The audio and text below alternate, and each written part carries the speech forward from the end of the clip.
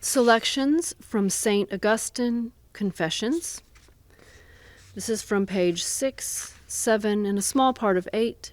I'll be reading sections 6, 7, 8, and 9.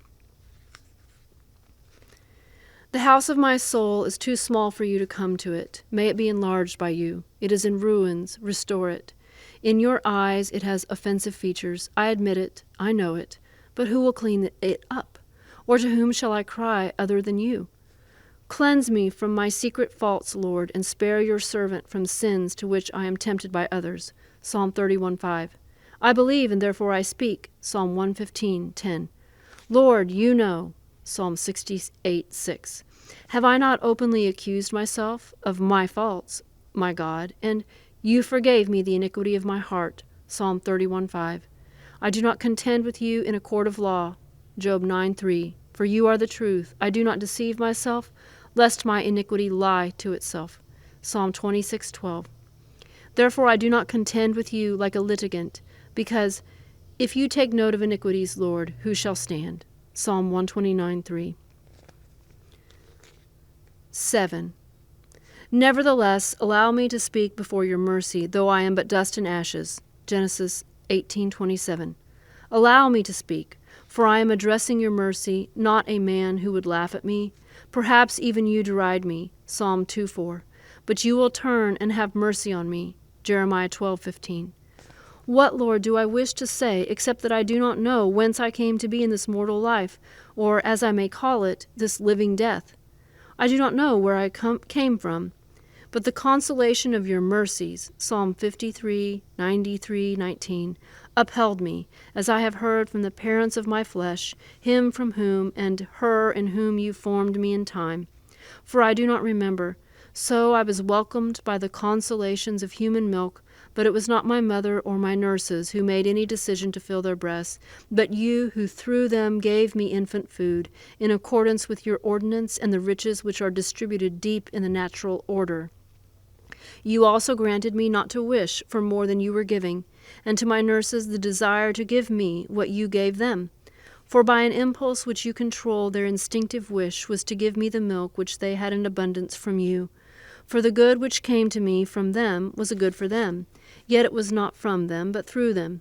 Indeed, all good things come from you, O God, and from my God is all my salvation. 2 Samuel 23:5.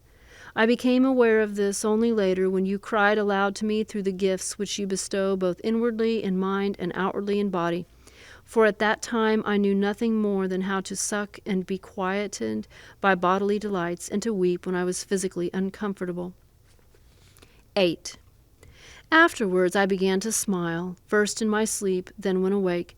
That at least is what I was told, and I believed it, since that is what we see other infants doing. I do not actually remember what I then did. Little by little I began to be aware where I was, and wanted to manifest my wishes to those who could fulfill them as I could not.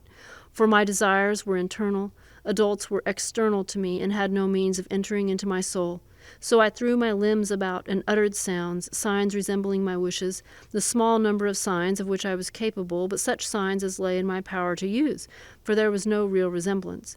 When I did not get my way, either because I was not understood or lest it be harmful to me, I used to be indignant with my seniors for their disobedience, and with free people who were not slaves to my interests, and I would revenge myself upon them by weeping.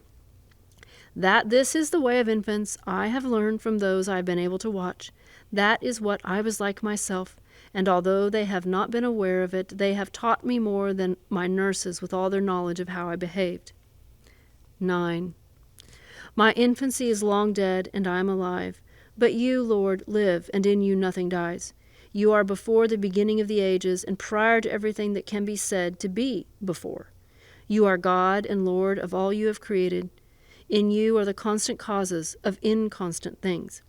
All mutable things have you in their immutable origins. In you all irrational and temporal things have the everlasting causes of their life.